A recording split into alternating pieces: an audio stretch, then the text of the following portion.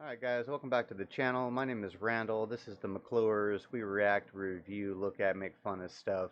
Today for you, we have an interview. Can't really talk again today.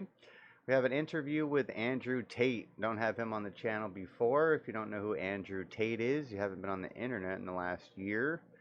He was everywhere, going crazy, and he is now the most recent victim of cancel culture. So let's see what he has to say. The Layah Heilpern Show. Sponsored by Step Finance, your go-to DeFi portfolio manager on Solana. Luno, if you're just getting into Bitcoin, it's the perfect place to start. Very interesting guest. It is four-time kickboxing world champion, entrepreneur. I'm going to go through the list, okay? Four-time kickboxing world champion, entrepreneur. He owns a bunch of casinos, made some, I don't know, like multi-millionaire. You introduce yourself better. I can't do it. Okay. Yeah, basically all the things you just said. Yeah, four-time kickboxing world champion. I guess I'll say I'm an entrepreneur, multi-millionaire, all-around nice guy. I agree. All-round nice guy. All-around nice guy. And yeah, we're here in Miami, so good to see you, young lady. Good to see you again. It's always good to see you. All right, let's go into this because this is going to be totally unfiltered. I have a bunch of topics that I want to go into. For context, we met about over a year ago, I think it was. Yeah, we've known each other a while. I've seen you out in the Twitter space, like taking over and flexing on them. I've seen your little videos, like is Bitcoin going to go up or down, and you do well, and you're growing and that kind of thing. So we've known each other a while. Yeah. And ever since we met, I've had a bunch of questions, and I'm not going to filter. I'm not going to filter anything. No sugarcoat. So I want to jump straight into this. So you might hurt my feelings. Is that what you're saying? Basically, that's what's going to happen. You see that? People at home, you see? Don't let the pretty face fool you. She's out here to break my heart, hurt my feelings. So I've got to be careful here. Don't let the tough persona fool you. All around nice guy. All right, let's jump into this. So one of the biggest things that you're known for is women. And it's 9:30 in the morning. We're talking about chicks. We're talking about chicks. I'm happy to do it because look, one of the first things that really confused me about you when we met was the fact that you're not a one-woman man. Okay, that's not completely true. Explain. It's not completely true. I'm not saying I couldn't have and enjoy the company of a single female for eternity. I'm saying, my point is that, truthfully, if we remove all the garbage and the fairy tales, if men are true to their biology, no man is completely and utterly a one-woman man. That's my point. There's a societal expectation which has been placed upon humanity, and then we have a biological and evolutionary imperative, and the male evolutionary imperative is not to have one female. Now, there are some dudes out there who are going to disagree with me, but those are dudes, they got low testosterone, they're not the big G, they ain't got no money, they ain't nothing, right? That's different. But any man who's actually in a position of status, since the dawn of human time, every single king, every single sultan, all of them had more than one chick. That's actually the natural human state. So the point I was trying to make is, even though I am a man of God and I try and keep myself close to Christ, right? Because I'm such a nice guy. My point is, any man who has the means. My kind of the point is, well, yeah, we all have a desire, but that's the whole point. Is you make a commitment to one person. And if you're a strong enough man, then you can maintain that commitment. To attract or solicit the company of more than one female, likely will enjoy the company of more than one female. Does that make sense? It doesn't. I respect it. No judgment. Okay. The confusion that I have is you're jet setting, right? You're here, you're there, and we'll get to that. But how does that work, right? Because at the end of the day, women want love, emotion, and attention. And if you're jet setting and if you have multiple women, how does that work practically? I don't have any women. It was just an observation. I don't have any women. Let's be honest. I can't lie. No, I know what you're saying. Women want love and they want attention and those kind of things. And yeah, I travel the world. But I really don't think that it's difficult to maintain a relationship purely based on... If the connection is true, then the physical presence doesn't have to be as prevalent. Let's put it that way, right? There's lots of soldiers go to war and they have a wife at home who loves them very much. But that's different because they're going to die for a cause. Let's just I'm going to war. I'm out here in the streets. How do you think I'm making all this money? But what do you do? But like, you're not fighting a battle. All I do is fight. My life is a fight. What do you mean I'm not fighting a battle? I'm fighting a battle against the oppression of humankind. How are you doing that? I mean, how am I doing that? I'm the only person who didn't cower out at the beginning of this imaginary scamdemic. I'm out here literally resisting the enslavement of man. What do you think I'm trying to make all this money for? More cars? No. I'm making money specifically so that I am, to a degree at least, ungovernable. But that's on an individual level. And I take care of my people. Which people? My people. So this is what I mean. It's not like I'm out here doing nothing. I'm out here on the streets. I gotta go to Miami. I gotta see you. Gotta get this done. From here, I gotta go to Dubai, make some more money. I'm running around the world. I'm doing very, very important things. And if I had a female, if I did, because of course I don't, because I'm a man of God, blah, blah, blah. If I had a female, she would have to be very understanding of the fact that I am a man on a mission with a purpose. And there are some missions she'll be allowed to come with me on, and some missions she can't come. It's not safe for females out here. I'm out here. I'm all right. I managed to get here. Because you're next to me. I got you, Layah. You're okay. But but otherwise, you got to be careful. Women are, you know what? And I don't want to look like a misogynist. as usual. Misogyny is okay to a degree. Okay. What degree? Let me know. Give me a number out of 10. I think it depends how we're defining misogyny, right? Yeah. Like, how do you define misogyny? Realism.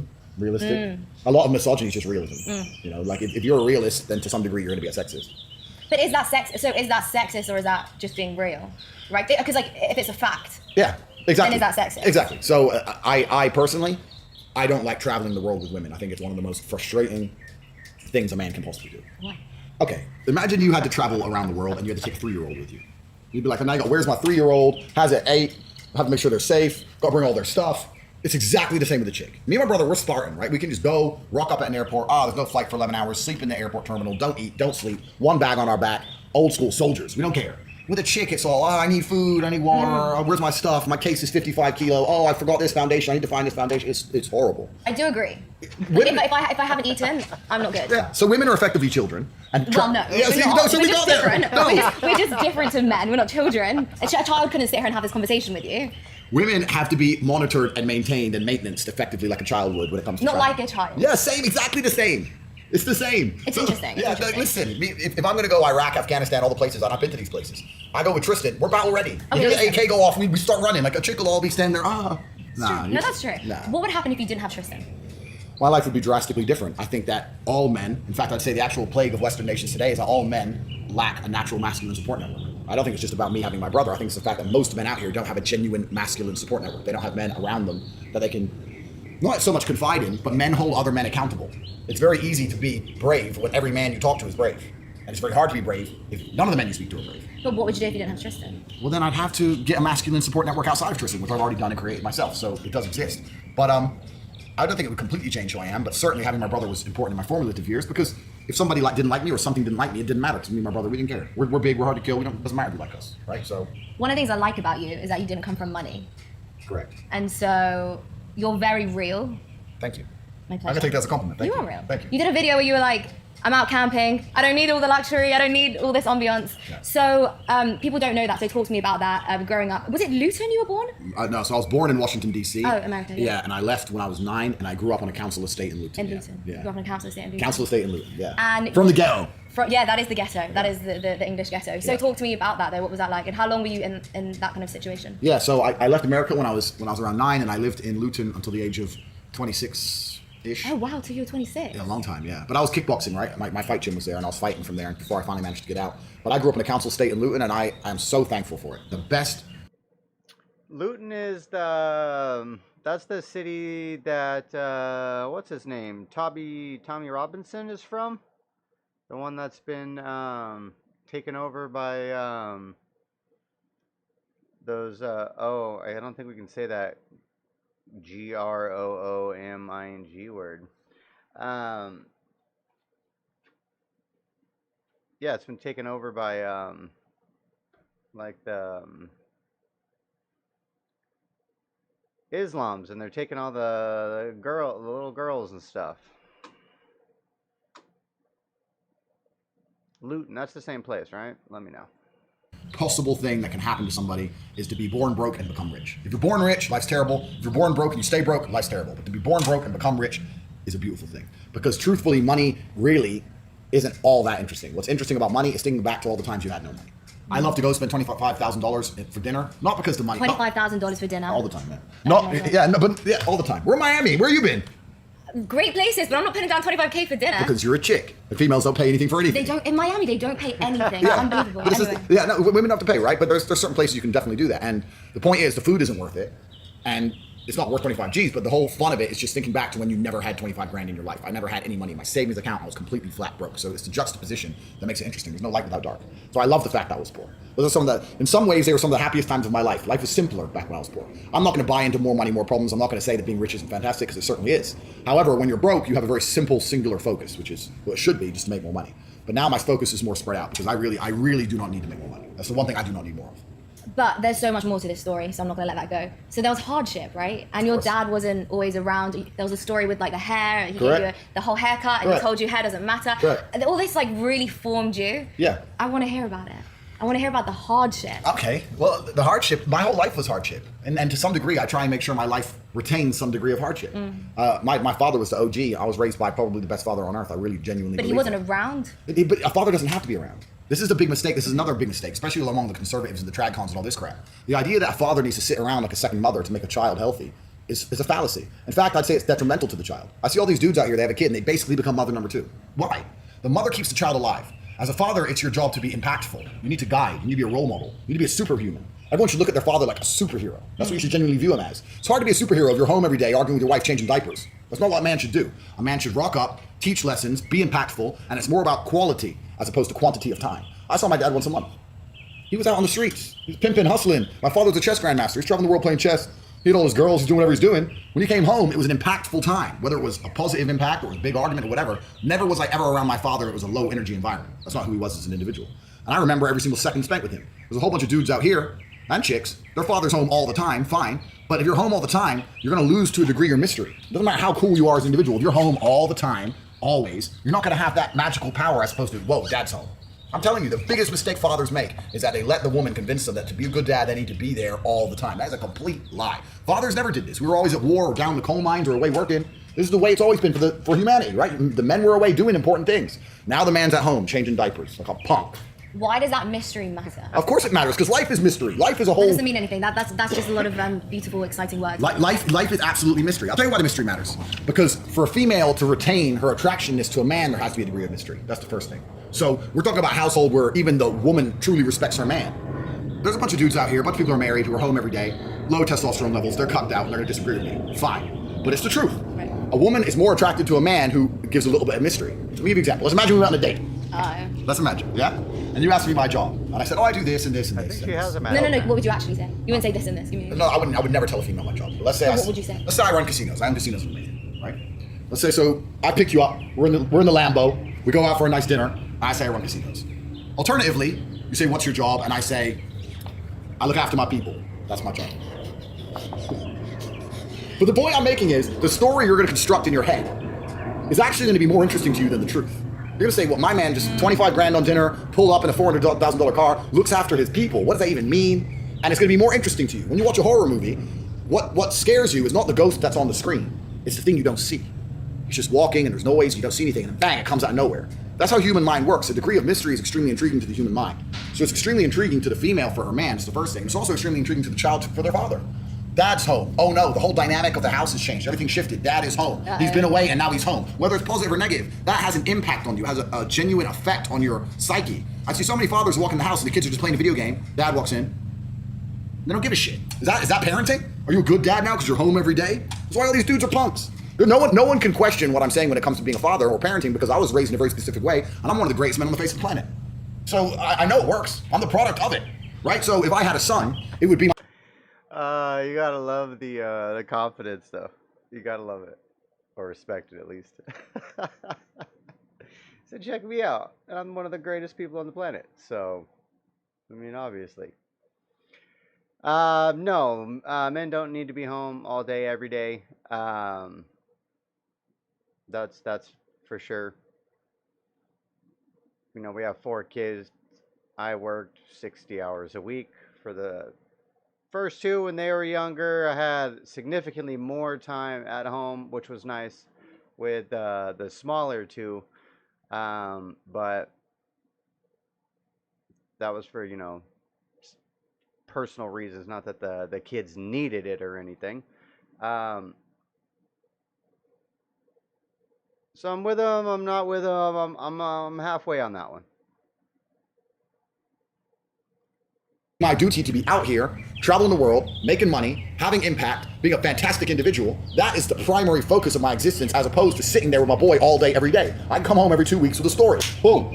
And they'll be like, Dad's the boss. It's like, yes, Dad is the boss. Is that a minimum or like a maximum? So for example, you said just come home every 2 weeks, your dad came home every month. Do you think there's an amount where you could be away too long? No. Really? Not really. I mean, it's hard to quantify in a very, very specific, quantifiable way, right? It's hard to quantify. But the point is, if you make a large enough impact, you can see if I had a son, I could see it once a year. But my son should want to emulate me. He should want to be me. He is me. So I have to live a lifestyle which is worth emulating. This is the difference between kings and peasants.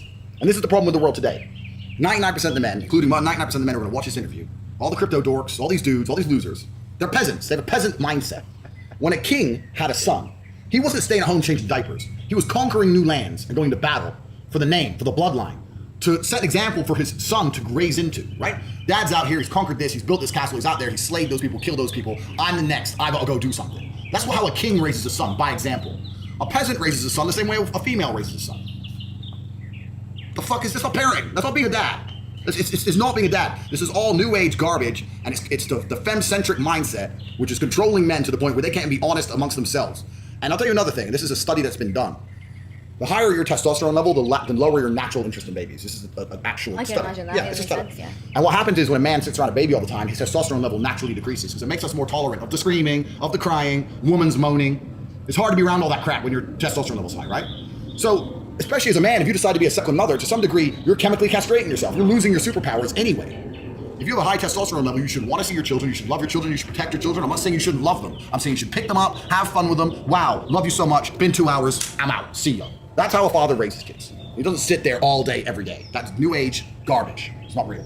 But given what women want out of a relationship. Women don't know what they want. Ah, here we go. They don't. Women want things women think they want things and then they get them and they leave the dude. Women don't have a clue what they want. I want a guy who's sweet and sensitive and takes care of my needs and thinks about me, blah, blah, blah. They're all out there. None of you are with them. Why? Because women don't want that. Women don't actually want that. Women want to be with a man they respect.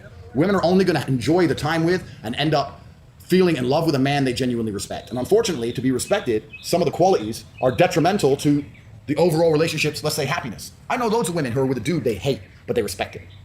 Like, he makes me so mad, but he is the G. And they stay with him, as opposed to the woman who's like, well, he's so nice to me, but you know, and leaves. So women need to respect you as a man. How's a woman gonna respect you as a man if no other girl wants you? How's a woman gonna respect you as a man if you're putting her above all your boys? How's a woman gonna respect you as a man if you're not here in the streets making money? How's a woman gonna respect you as a man if you don't respect yourself or other men don't respect you? Respect is linked to fear. How's a woman gonna respect you as a man if people don't fear you?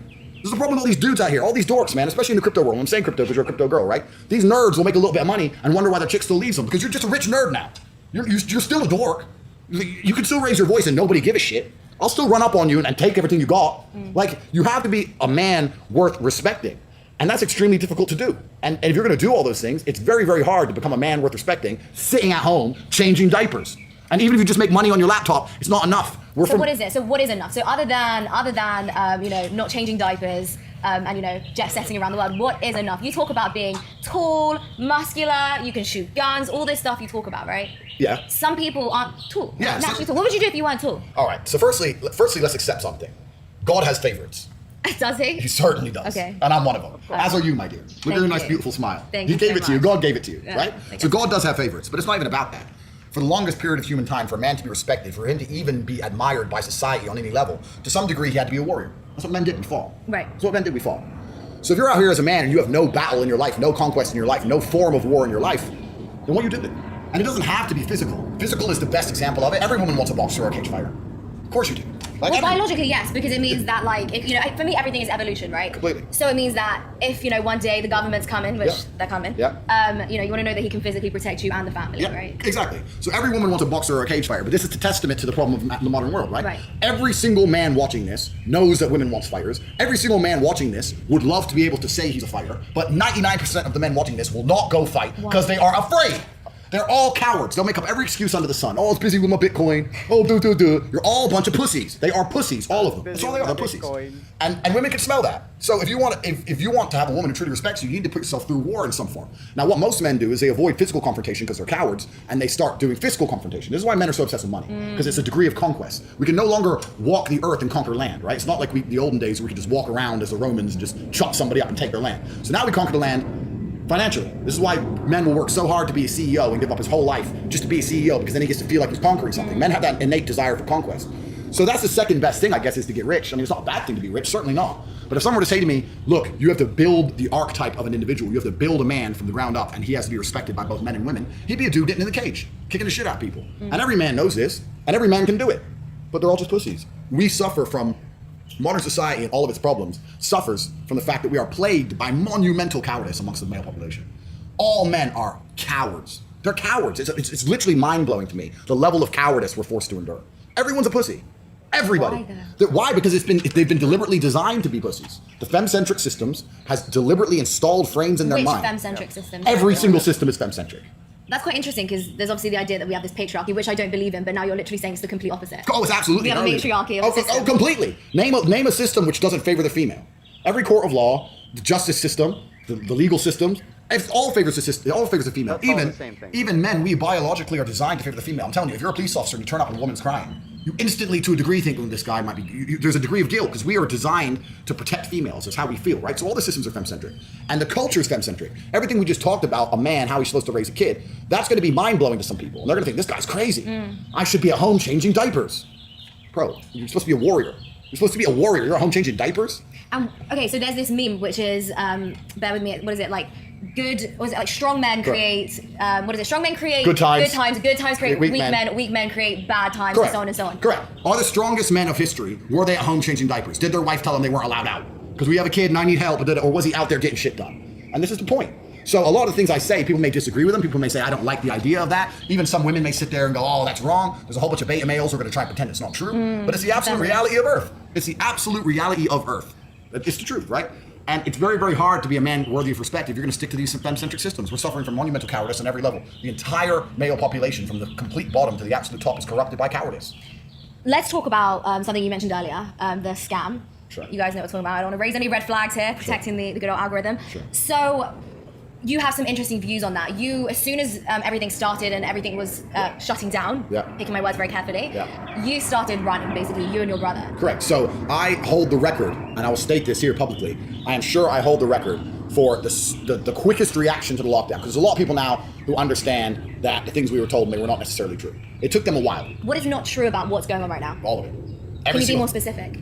The danger factor, the number of people who are affected by it, the reactions that we take and how they should have a positive effect, everything. It's all a psyop. Every single level of the entire, I'm trying to be careful with my words, every single level of the entire environment is corrupted. Yeah, please be careful. I've already had a strike on this channel and it's only been like 13 days.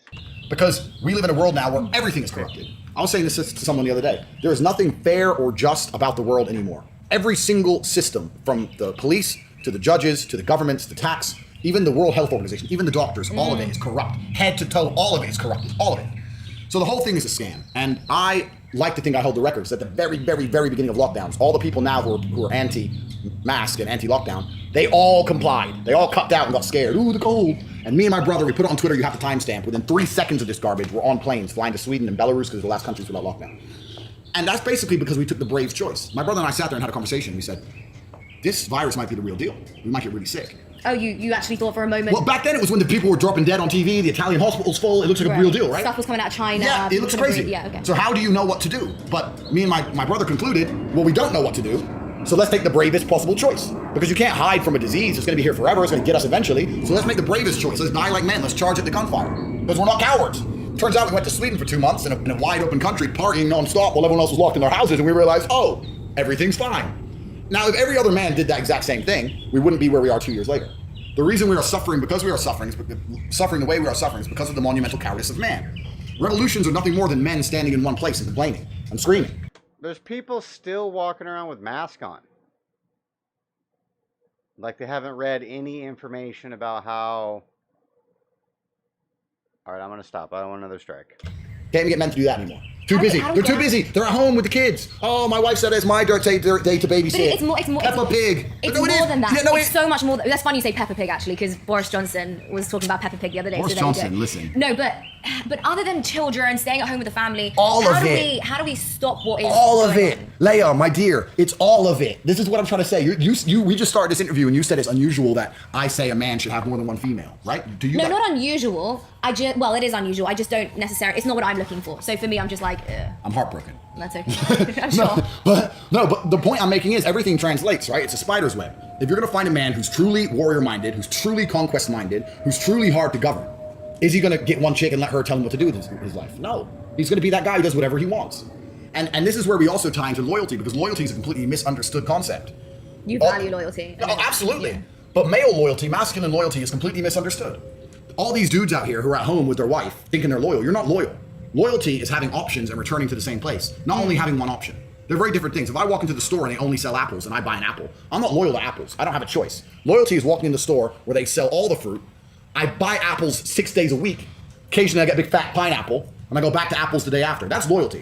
Without choice, there's no loyalty. So most of these dudes and most women who say he's loyal, he's lame and he can't get nothing else. That's not loyal. Loyal is a dude who has all those options and still is in love with you. That's what loyalty is. So masculine loyalty is completely misconstrued and misunderstood anyway. Truth is about most of these dudes who talk about being loyal, they couldn't get something else if their life depended on it. Nobody wants it. So when I talk about a man having multiple women, I'm not even saying he's gonna be a disloyal man. I know a lot of men. We don't have to talk about me. I have some friends who are some Russian guys, they're multimillionaires. They have a wife, she's beautiful, she's in a Bentley, she's living the good life. When you think when the Russian mafia are out to play, he has no chicks?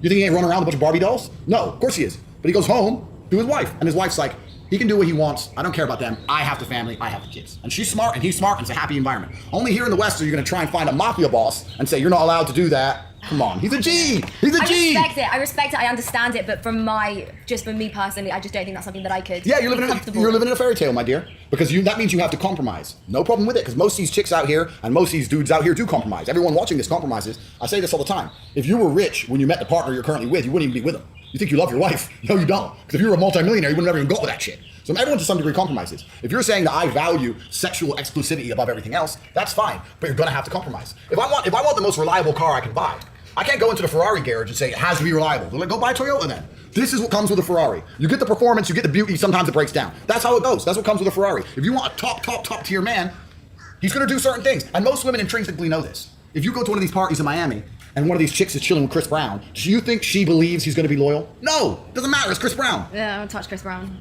It was just an example. My point is women intrinsically understand at a certain value of male that they're not gonna get sexual exclusivity and they don't care.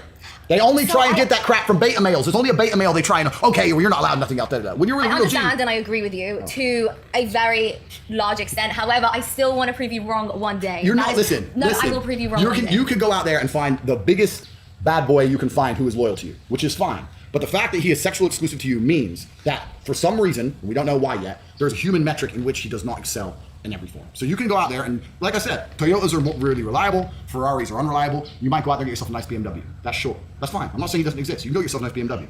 I don't like BMWs. Well, that's what you're aiming for. No. But when the Ferrari pulls up next door, when I meet your dude, I'm be like, yeah, he's all right, but how much? What, less than 100 mil? Nah, come on. Well, I'll prove you wrong. I'll prove you wrong. And maybe he'll have money, but he'll lack somewhere else. So this is my point: is that the true masculine in the realm of true masculine excellence, one of the benefits of such is sexual exclusivity. Because females, you have so many choices.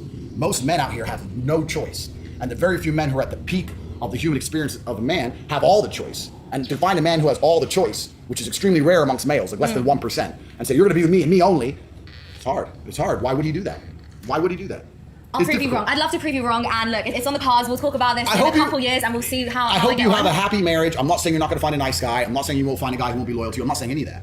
I'm saying that there's compromise. I understand. We'll see. We'll see whether we compromise. There's compromise. I want to go back to talking about the lockdowns and everything like that, right? Sure. Because it's getting absolutely crazy. Yeah. There are a lot of people hate when I say this, but I believe it, so I'm going to say it. There are a lot of resemblances with 1940s in terms of us and them 100%. And creating a second-class system 100%. Of people. So how do we get out of this? Because all tyranny does eventually come to an end. Does it? Well, we see it happens again. History doesn't repeat, but it rhymes. Yeah. That's the best thing that I've heard recently. I think it's amazing. But how do we then come out of it? I'm not saying in 100 years we're not going to go back into it, but I'll be dead. Yeah. You'll be dead. Yeah. What do we do? My boy will be on the streets. Don't worry. That's what I mean. That's why I have to raise him right. Because the next warrior class. You have a boy? No, but I'm going to make about 20. So don't worry about it. So yeah, it's a difficult question. The pessimist in me kind of thinks that this is different than all the other tyranny they've tried to enact before because they have a technological advantage and they're getting to the point where they might be able to ensure via technology that they can keep a degree of tyranny existing. Part of me is not scared, but part of me is pessimistic in regards to the fact that they have the tools now to put things in place which are going to be extremely difficult to break. They're going to put paradigms in place that are going to be extremely difficult to break. I've lost all faith in humanity. I didn't have much before this, and now I've lost it all. Like really, genuinely. And the biggest mental shift for me has been before all this crap, it was the BLM riots and Trump and all this stuff, and everyone was screaming all cops are bad, and I'm like, no, come on, we need the police, law enforcement. I'm gonna change sides. All cops are bad. Why are you enforcing this crap? Yeah. It's insane. The police are out here, the ones actually cracking skulls. It's amazing that a very few. Yeah, the whole Back the Blue movement definitely took a hit during COVID. When they just, go along and get along. Can tell another select group of the slaves to go and enact tyranny upon the other group of the slaves, and they're going to obey. Like, this could all end overnight if the police would wake up and say, no, that's not fair, but they won't do it. So all cops are bad. So I've lost faith in the law enforcement systems. I've lost faith in the judicial system.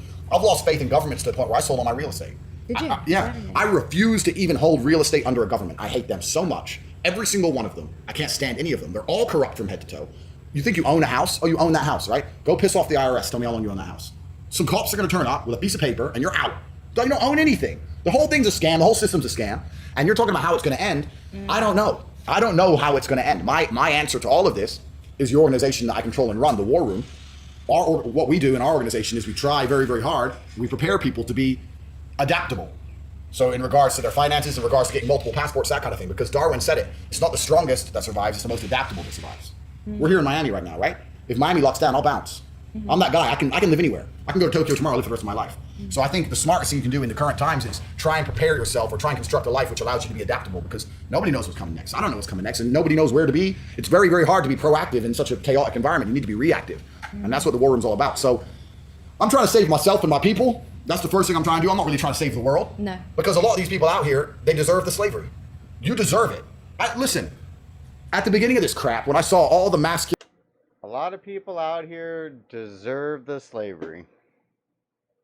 That is influencers on Twitter, the whole manosphere, everything. When I saw them all be pussies, everyone, you all deserve slavery. Oh, now you've changed your mind. Now you're anti-mask. You think I forgot? I look stupid.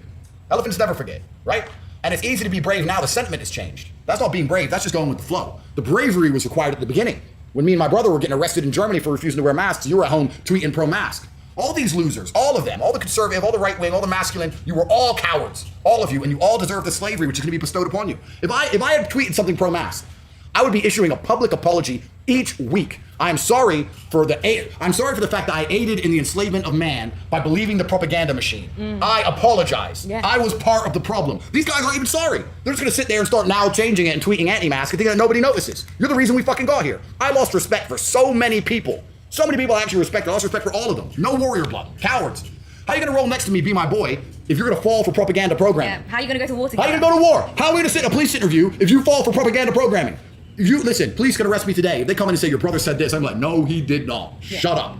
But with you pussies, I might be thinking maybe he was pro-mask last week. All you men are cowards. Most of the people out here deserve the slavery.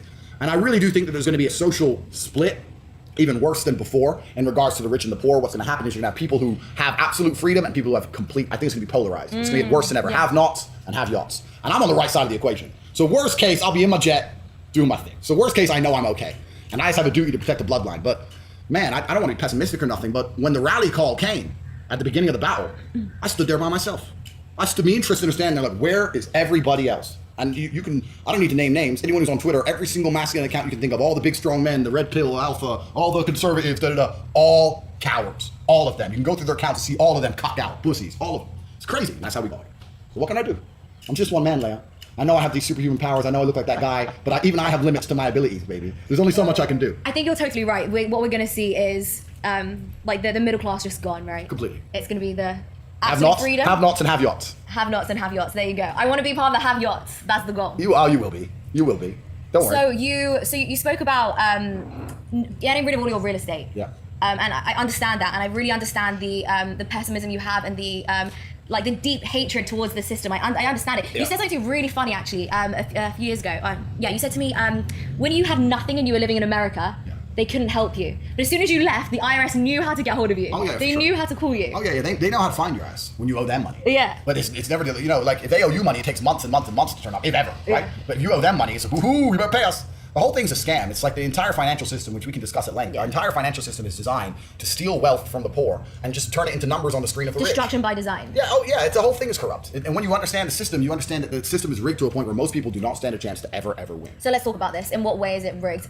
It's rigged because we can go down the economics of it all. Yeah. But my very basic premise of it is that there's a whole bunch of people out here who are effectively slaves. And when you're a slave if you have a job in any form, effectively. Some slaves are better paid than others, but most people are slaves. In the days of slavery, what would happen is the slave masters would use control and aggression and influence to convince you to do work for free. So what they could do is they could get work out of you with something that they can generate from the sky, right? They can be aggressive from the sky, influence from the sky, a couple bullets are cheap, whatever it took, and they could get your labor. Now we have the exact same thing, but they just use fiat. They use fiat money. If the people in charge of the world can print unlimited amounts of said thing, and you'll give up your life for certain amounts of said thing, then they own you. They control you. Oh, you need $100 to do this. Print. Off you go, slave. It doesn't matter. It's not real. So who cares? So the entire world's a slavery system to some degree. Maybe you can make enough of those dollars and buy your freedom, as I have, right? But in general, It's a slave system. And anyone who's out here who still believes, because it seems to be there are some people who still believe in like saving up. It's a slave system until you make enough money to buy your freedom. Wow. That's a profound statement right there. That's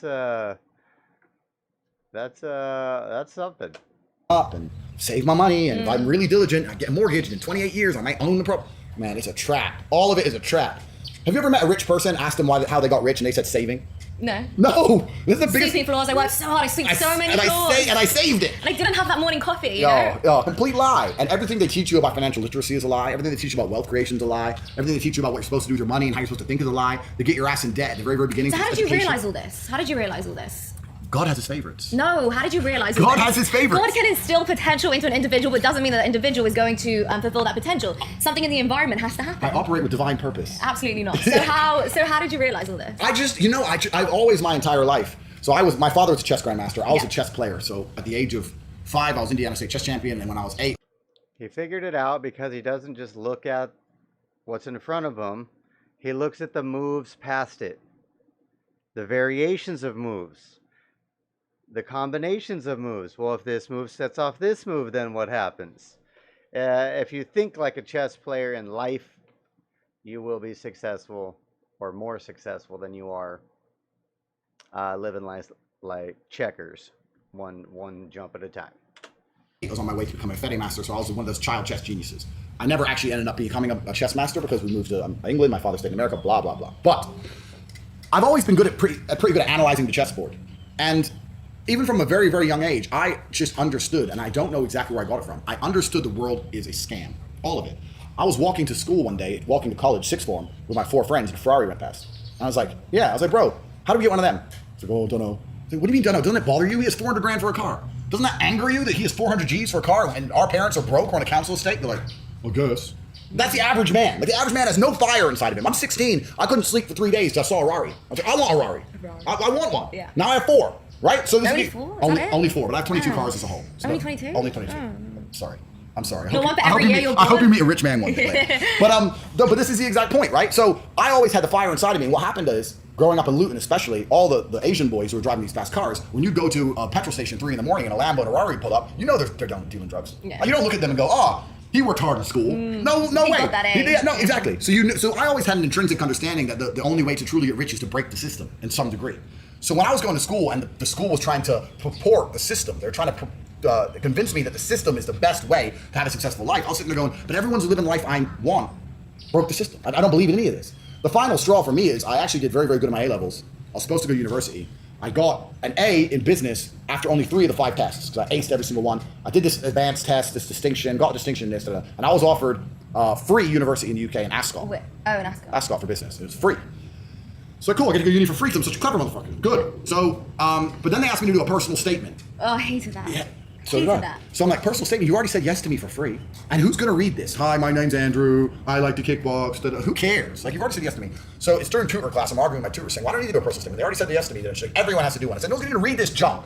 She's like, everyone has to do one. I said, you know what? I won't go then. That's how stubborn I was. My mom went crazy. You threw away free university over a personal statement. You could have just wrote one. You could have done it. I was like, listen, I'm gonna be a kickboxing champion. Don't worry about it. Right? So when stuff doesn't make sense and you're doing things for no reason. But there was a reason. The reason to me was that the personal statement. Doing a personal statement doesn't make sense. Of course. Right. And I saw that as a genuine infringement. That was oppression. I can't accept that. No, I know I'm smart enough and I'm stubborn and I've always been stubborn. I'm like, no, I'll be fine without your university, without your personal statement. Goodbye. I must have been the only person to ever throw away free university in the UK. But I didn't go. Best thing that ever happened to me was not going to university. Thank God. I was a 4-year head start. Everyone out here in uni, I was making money. I started off with a really basic, boring job. I was carrying boxes of ice in a fish market. You know, I wasn't doing anything elaborate, but at least I was working. At least I was getting up at 5 in the morning, running to work, working all day, running to the fight gym, fighting all night, running home. This is what I respect. This. I didn't have a car. Yeah. My family didn't have a car, right? It was literally just run. I used to run 9 miles a day to get places. I had to get places. I just run. So, like, I couldn't wear nice clothes because I get sweaty, right? So I was this guy who's wearing Fucker's like Forrest Gump over here. tracksuit, a t-shirt, take my t-shirt off so I didn't sweat too much and just run everywhere around Luton. You just see me, the crazy guy, just running. I really want people, if you don't know Luton, please look up Luton. It was bad. Yeah, I grew up in a bad place. But So wait, what did you do though? You went to the fish. Did you say fish market? Is that what you said? market. Fish market. You were kickboxing. Correct. And then what did you do? Right, so I want to know how you made money. You want to know the whole story of how I got rich? Yeah. It's a really long story. Every time. But I've always had, the point is I've always had that fire inside of me. I've always had that desire inside of me. I think every man is born with a masculine fire. I think it's certainly the reason why so many things in history happen. It's the reason why so many armies try to conquer the land. Look, why? Why would the Romans wake up and look in a random direction and say, let's go over there, whoever's there, let's kill him? That's inside of men. There's something masculine about conquest, right? That fire has been dampened. It's been dampened by distraction and consumption and all these things. But for me, I think the fact that I was so broke, I couldn't really distract myself. I couldn't consume anything. I couldn't buy anything. Like, so what do? It was either a life of crime or a life of punching people in the face and getting paid for it. So I chose to get paid. And the original question is why I resisted the system. I could feel all these little triggers my whole life of the system trying to oppress me. And every single person I saw living the life I was aspiring to was outside of the system. Even now, to me, I consider myself outside the system. I'm outside the matrix. I can say what I want. You're gonna get me fired? Who are you gonna do? You're gonna go get me fired. Anyone who's triggered by this, get me fired. Good luck. Yeah. Like, I love living outside the system. I always aspired for it. So that's the simple answer. I really think that, I have to be careful what I say on YouTube. Yeah, I don't want to get us taken down, demonetization. Yeah, I have to be careful what I say on YouTube. But any man out here with any kind of money, you have my network, which is the War Room, which is the premier network in the world. And besides us, I don't think there's anything else. But you need to be very, very understanding of the fact that if you're going to stay inside the matrix and be a fully law-abiding citizen for the next 10 years, you're going to get crushed. Yeah. You're going to get crushed. You need to either get another residency to another country. You need to get political connections. Yeah. I'm telling you, everyone saw my Twitter during these lockdowns. I traveled to 30 countries during lockdowns. Yeah, you partied. I partied, yeah. I And saw it's it. all because I knew somebody. I know somebody everywhere. I had a guy in Russia who gave me a business visa through his company to go to Russia during That's I know everybody, right? So with my connections, my network, and the number of passports I have, which is in excess of 10, I can do whatever I want. On those passports, how does it work? Okay, so Like, is your actual name on it? this is YouTube, my dear. I want to know how it works. This is YouTube. Can you tell me after? Can you tell me? You can tell me and tell me the rest after. No, but it's No, kind of... I want to know how it works. You can give I'm me, not, all right, I'm not, give me the okay. subtle, give me Yeah, the subtle yeah. version. Okay, so I'm not plugging my organization. But one of the first things we do in the War Room is we have a specific section and a construct that helps people obtain multiple residencies. Okay. And the reason that's so important is because if you only have one passport, then one government has jurisdiction over your life. Correct. And I don't trust any of these governments. Now, the idea of living off-grid is outdated. The idea you're going to go to some hut in the forest and sit there with a bunch of guns and that, it's not real, right? The New World Order's here. We're all plugged into the system. The best thing you can do as opposed to living off-grid is to live on as many grids as possible.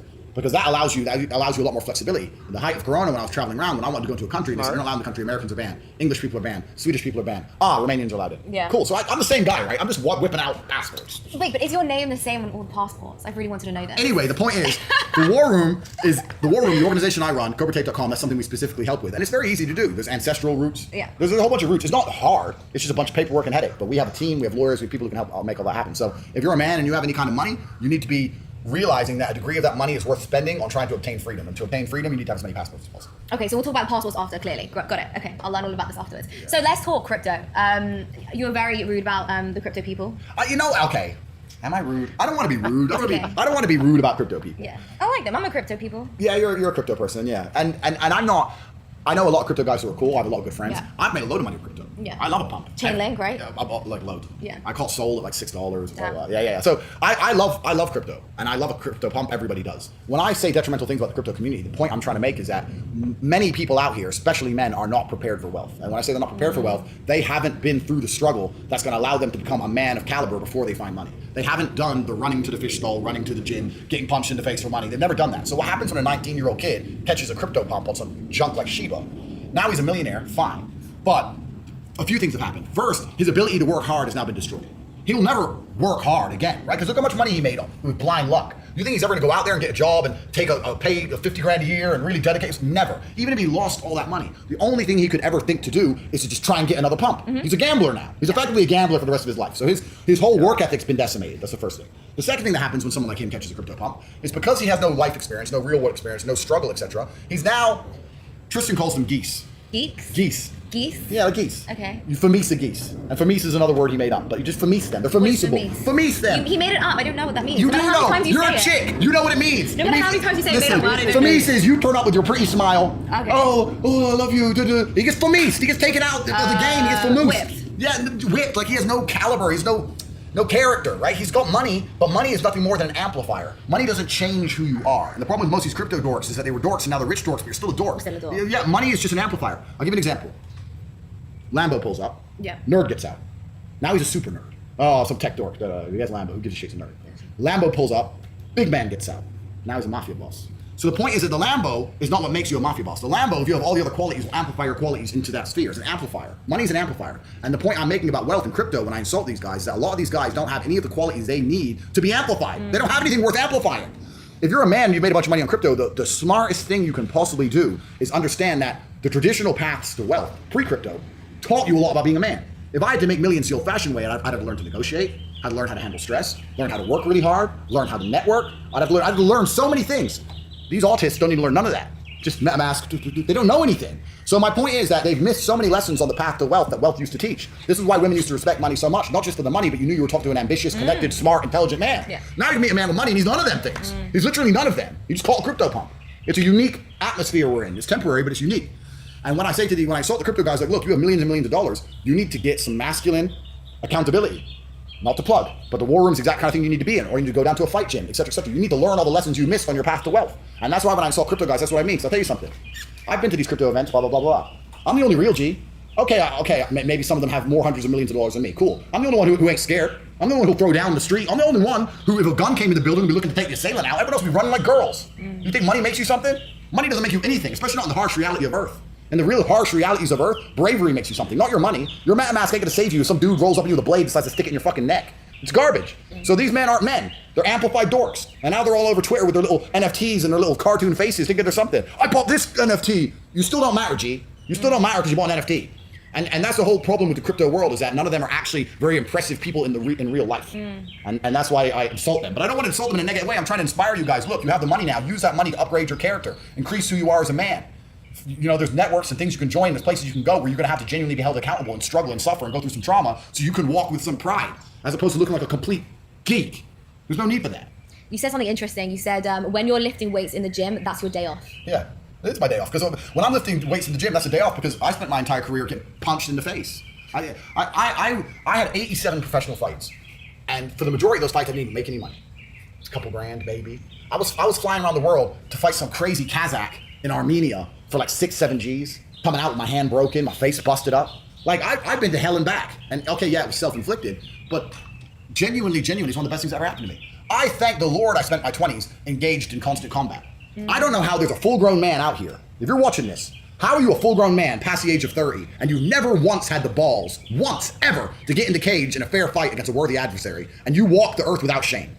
I'd be ashamed as a man if I spent my entire 20s, the height of my masculine powers, the height of my ability, and never once did I have the balls to go and meet somebody in fair combat. Ever once. Oh, well, I was busy. Busy doing what? You spent so much time on Pornhub, you're a liar. Never busy. Cowards. All cowards. And the crypto community is, man, I'm telling you, I go to some of these crypto... ashamed I've never been in the ring with somebody? I don't know. I don't know if I should be ashamed of that or not.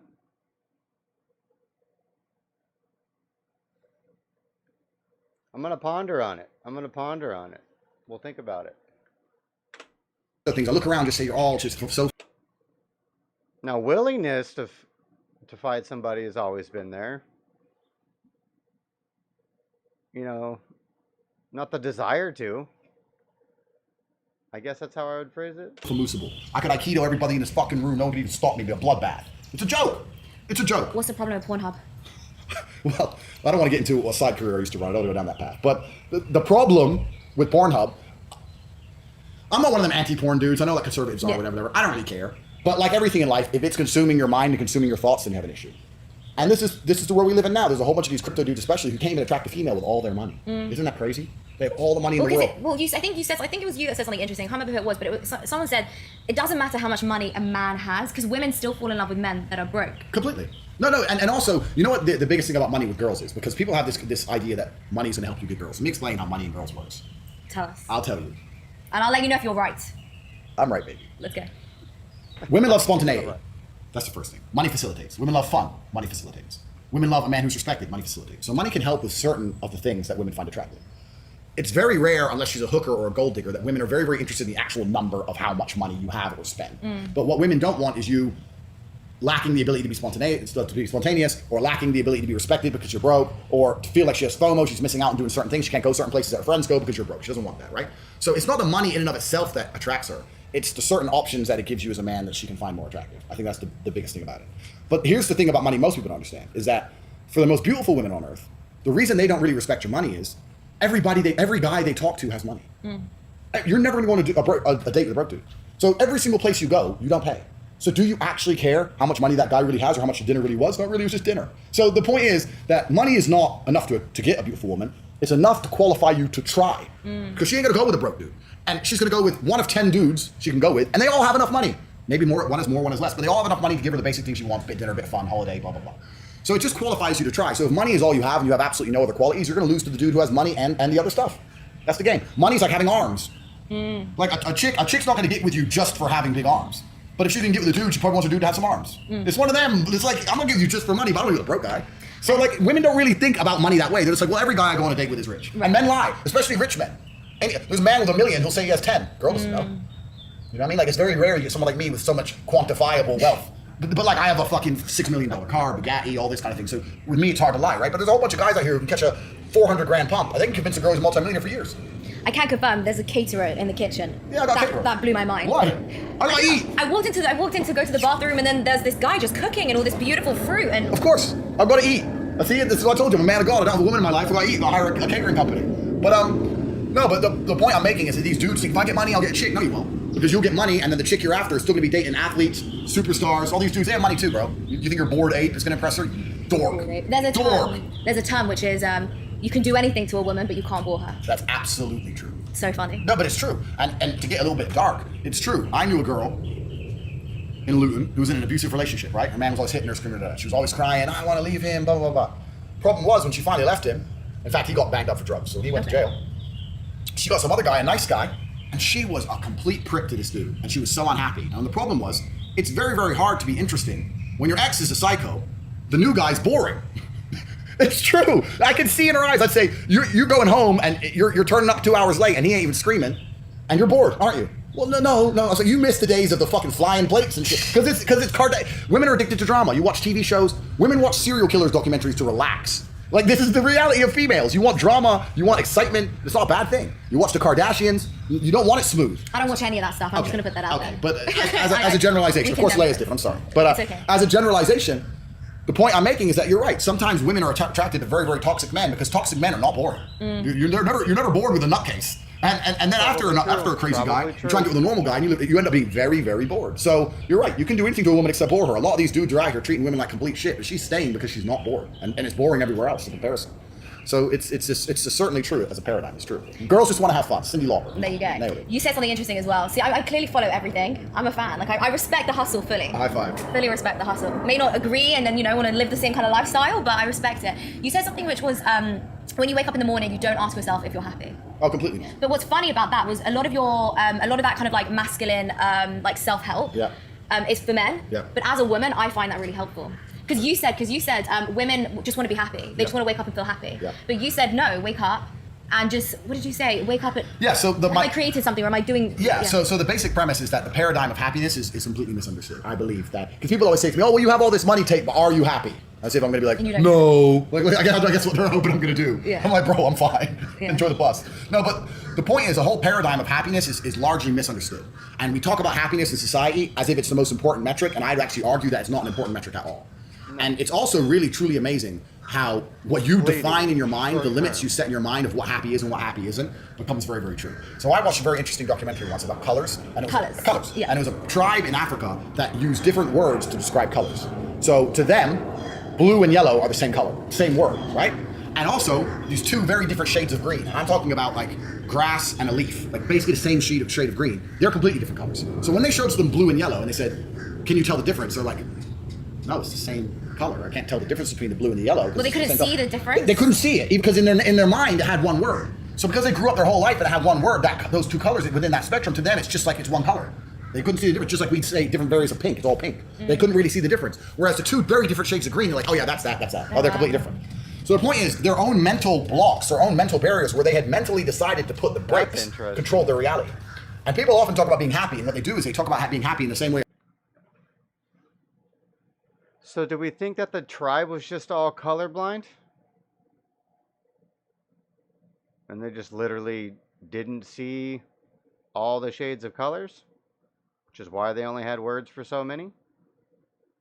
That seems more likely. A child in their very giddyish Christmas morning happiness. Like, hee, I'm happy.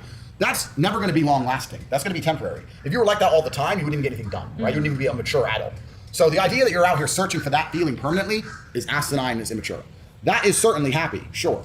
But I've changed the paradigm for what happiness is. For me, anything above distraught is happy. Besides 3 or 4 monumentally destructive events that are going to happen throughout my life, like a loss of family member or something, unless I really, really feel down, I'm happy. So if I wake up, it's not I'm thinking if I'm happy or not. If I'm not devastated, I'm happy. It's black or white. If it's not black, it's white. So even if I wake up and I'm furious and I'm stressed and I'm pissed off and I got much to do, I'm still happy. I've decided I'm happy. My happiness there isn't this little giddyish at the top. My happiness is everything besides feeling distraught. That's how I've designed it in my mind. So I describe myself as a happy person, and I don't really put much merit on my feeling of the day. I've got things to do. I'm an adult. I get my shit done regardless of whether I'm super happy or slightly less happy. I'm still happy and I still perform, and that's it as a whole. So when I meet guys who go, oh, I want to be more happy, I'm like, bro, that is a stupid, destructive way to try and live your life. To constantly self-analyze and compare your happiness to how happy you were at another period and how you're going to get happy again, trying to get to the top 1 percentile of happiness. It's stupid. It's not real, right? You understand where I'm coming from? Yeah, I agree with you, but I think what's funny is that a lot of this kind of... Yeah, happiness is not like a feeling. I mean, I guess it is a feeling, but like actual happiness is like achievement, responsibility, getting things done, not, I don't know, you know, ecstasy, feeling happy. advice is given to men, and you'll say like a woman doesn't need it, but I find a lot of value in this kind of advice. I prefer men. So they say that women give really bad advice, right? Yeah. They say they give terrible advice. Yeah. I don't necessarily agree or disagree, but I seek out advice that men give to other men for myself. Good, because I think that a lot of the advice that men give to other... Because she's trying to live her life like a man. So that's why she takes manly advice, to help her in her man life.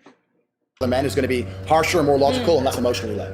But I say this all the time to guys who message me and saying they're not happy. I say two things. I say, firstly, you shouldn't be measuring or be concerned with how happy you are. Shouldn't be something that's in your mind or something you're even thinking about, right? You've got other things to think about and other things to do. That's the first thing. The second thing is,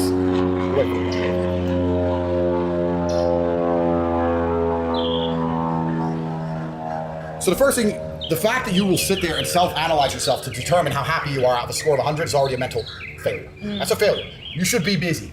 You shouldn't cross your mind. The fact you have time to sit there and go, how happy am I today? Oh, I'm only this much. Maybe I should be happier. That's already a mess up. The second thing is... That's why there's so many quote-unquote mental health issues and everybody's taking pills, dude. Everybody's got too much time on their hands. We all got too much time on our hands. Life is too easy now. And this is the truth. Most of you, in fact, the large majority of you, don't deserve to be happy. Why? Because they haven't done the work it requires to be happy. Yeah. You're not a man of genuine excellence in every human metric. You don't deserve to be happy. You're sitting at your computer with your Bored Ape and your NFTs and $4 million, but you're fat and you're boring and you stink. And you expect yourself to be happy. You don't deserve to be happy. You don't deserve it. You haven't worked for it. Beauty lies on top of the mountain. You're boring and you stink. Just because you got $4 million doesn't mean shit. That's funny. My friends, you have to climb it. You have to get all the way up there to see the peak and its amazing view. Let me tell you something. I'm happy because all I've done is suffer. That's all I've ever done is suffer. This is how I got here. Suffer. My life's been nothing but suffering and trauma. That's how I got here. That's why my worldview is so brilliant. That's how I can wake up, and as long as no one has a gun to my head, I am happy because I have suffered. You, ladies and gentlemen. Trials and tribulations. What she should ask him is what she plans on doing for her, what he plans on doing for his son, who obviously is going to grow up with trials and tribulations, fighting his way out of the ghetto.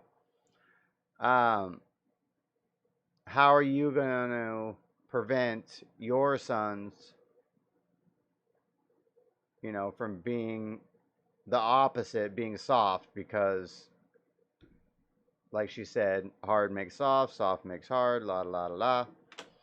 Haven't suffered enough. And if you haven't suffered, you're never going to be happy. Happiness lies atop a mountain. If it's just laying all over the floor and anyone can pick it up, it has no value. People's entire mental model is skewed. You're a crypto guy, right? You believe in NFTs. NFTs, the whole point of them is that there's one.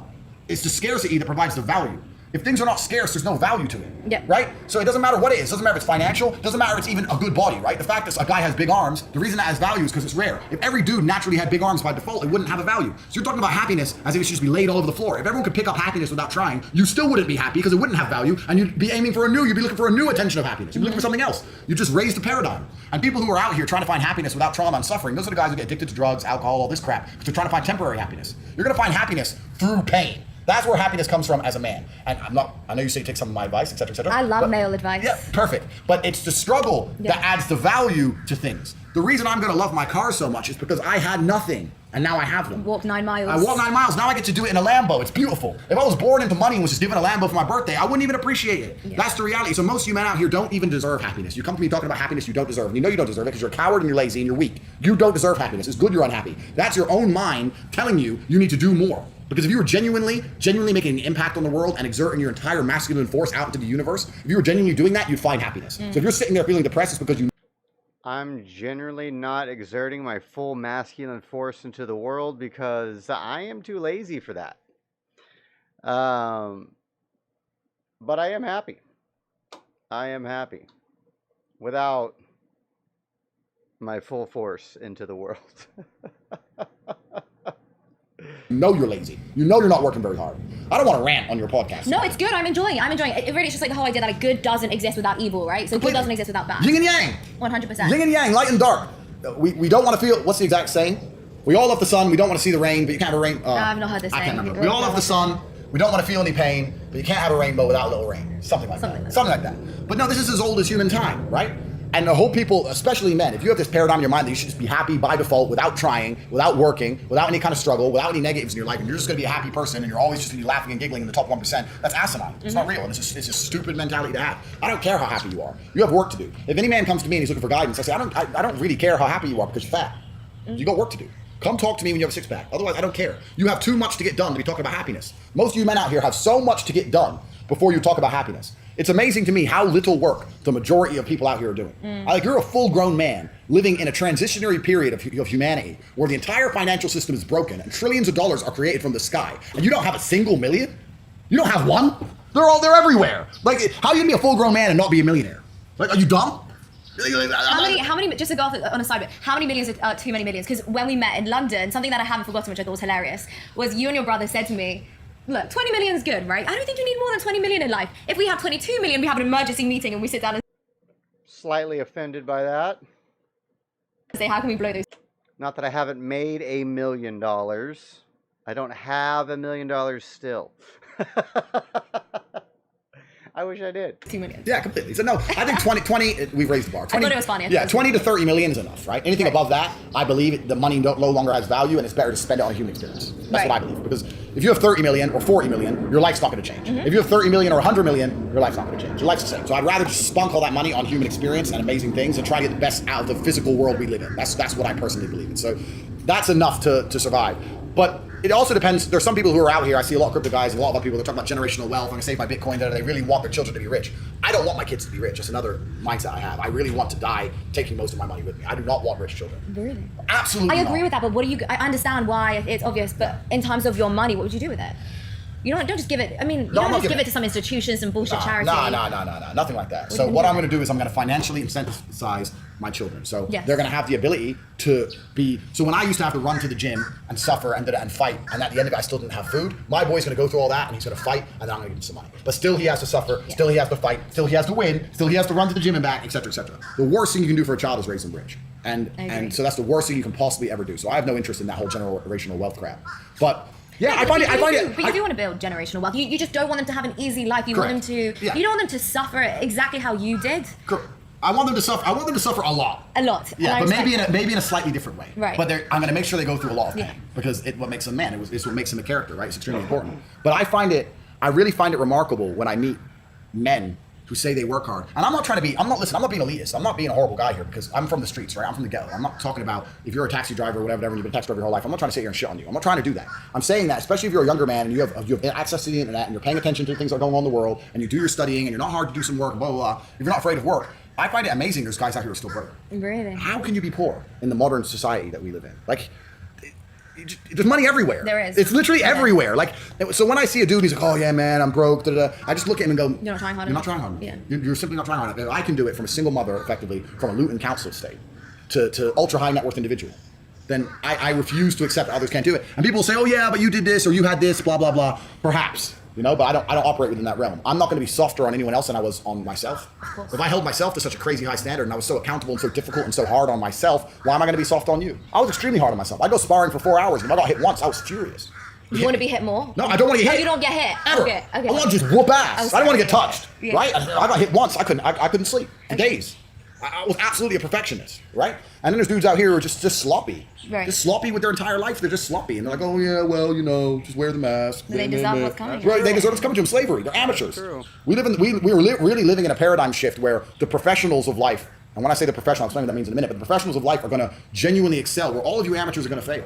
Most people, most men especially, they live their life like complete amateurs. I don't understand how they even function. They don't know their own passport number. They haven't memorized it. Men They don't aside, know. though, like people in general, They're amateurs. I sometimes I do wonder how people have gotten to certain ages and how they're even functioning, getting offended by very simple things. I'm just like, how have you gotten to an age, lived your whole life? How on earth are you functioning if that's going to upset you? Absolutely. I don't Amateurs. understand how that even exists. Amateurs, and that's how they stay inside the matrix. Right. You need to exert Everybody a degree lives of in their- professionalism. Everybody walks around and lives in their own tiny little bubble. It's reality they created for themselves. If you guys are still here, sticking in, I appreciate it. We're almost done, less than 10 minutes. That's what I was saying earlier about the crypto kids. If you have money, great, fantastic, you tick that off. But there's a whole bunch of other areas of professionalism you need to excel in. You can give me any firearm on the planet right now, I'm going to hit the target. You can give me any car in the world, basically, I'll outrun the cops. Like, I'm that guy. You need to become that guy. It's practice. You need to go do it. But these dudes just don't do it. We're suffering from cowardice. We talk about all the problems in the world. It's easy to talk about them all. But you can narrow them all down to the exact same thing. Cowardice. Cowardice. The Masculine requirement. cowardice. All of it. All of this is masculine cowardice. That's all it is. And man, I see full-grown men out here, like, wearing a mask. You're scared of air? You're scared of air? Bro. The biggest dating filter there is. I was like, walk around Miami, oh, he's got a mask. The medicine, Gosh. the medicine. Sorry.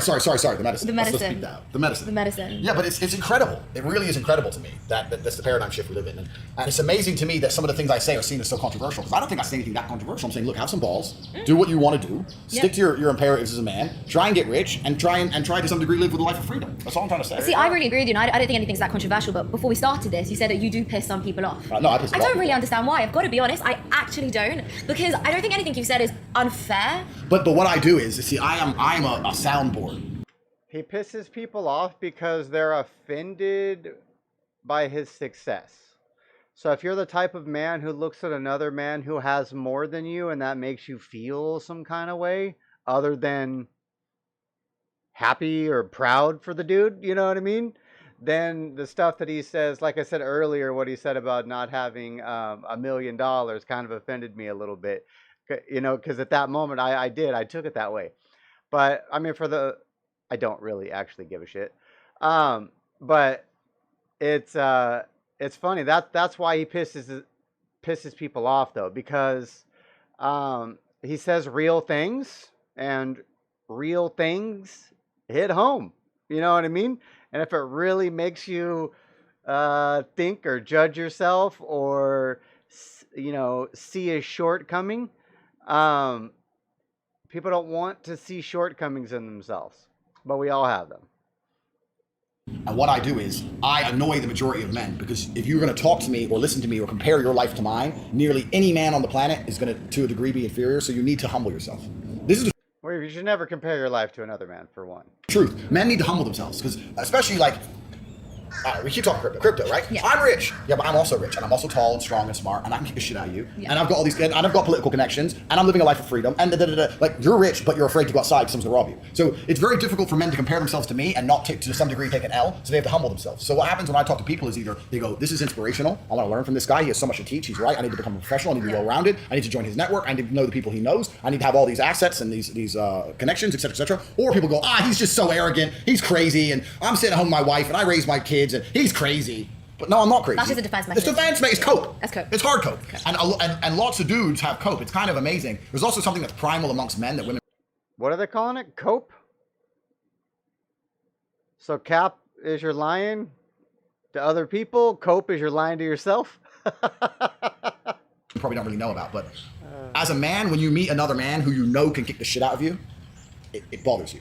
Even if they don't want to admit it. So even if I meet a dude and I'm really polite, I'm like, hey bro, nice to meet you, da, da, da, da. Yeah. Part of them's kind of like, oh, fuck this guy. Oh no. Because they know I'll mess him up. He knows I'll mess him up.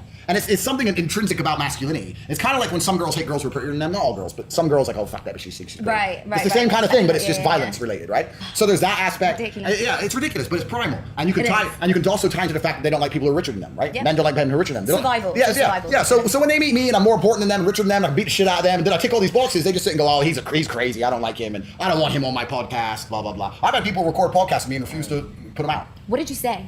The same shit I'm saying now. The Really? truth. The truth. You weren't like more like inappropriate or harsher or? Not really. Because I don't think you said anything too bad.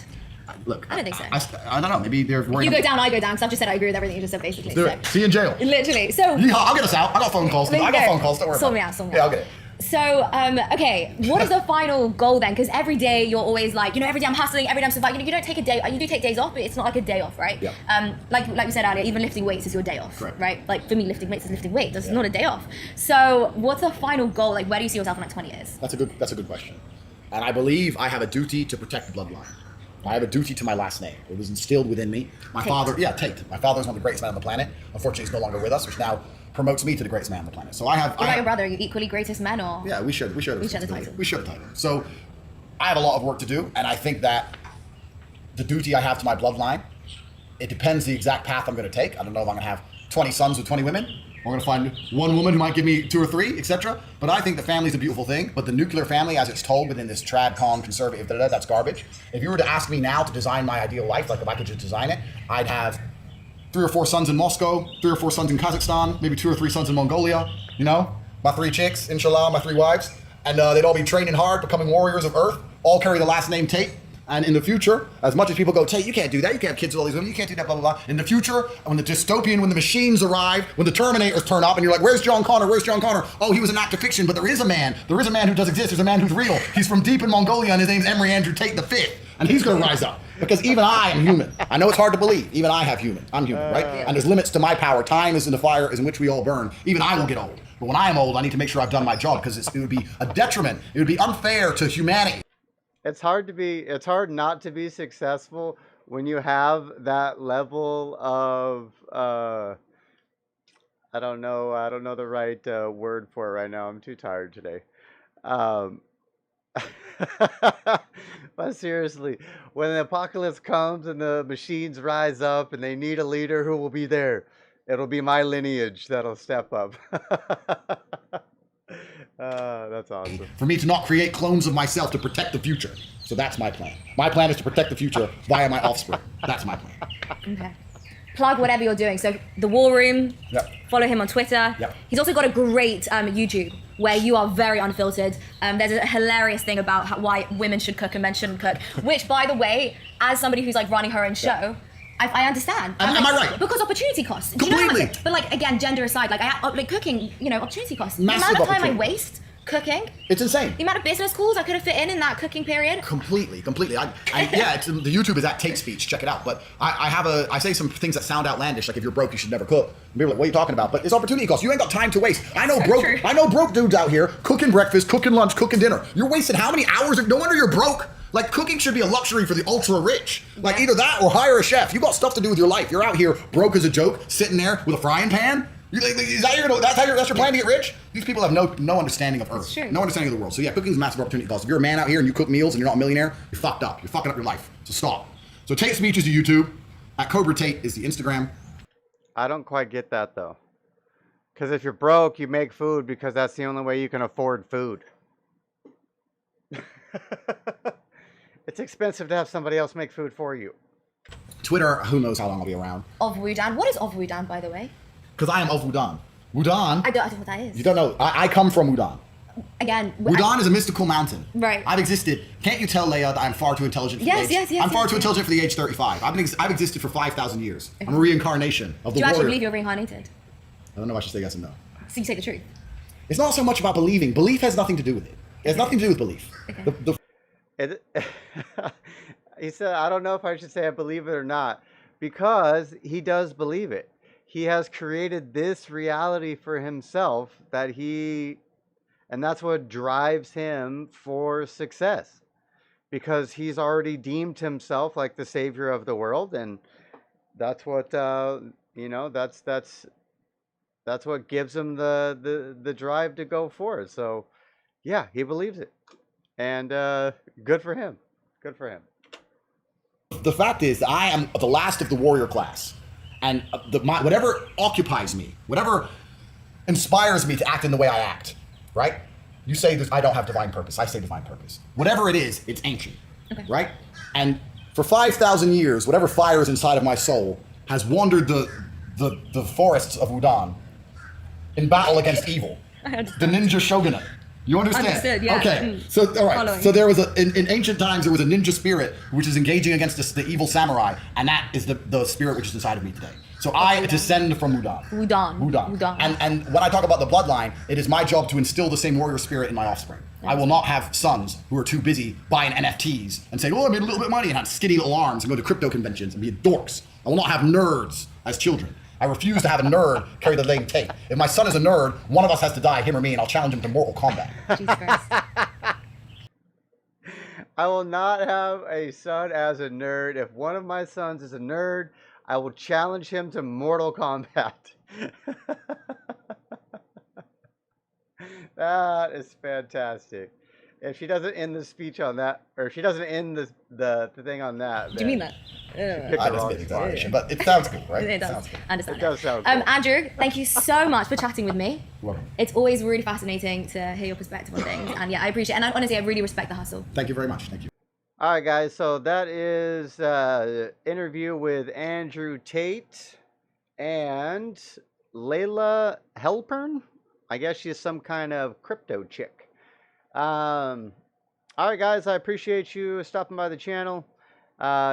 We are brought to you and sponsored by McClures.store, where you can buy American products that will help American families. Bye.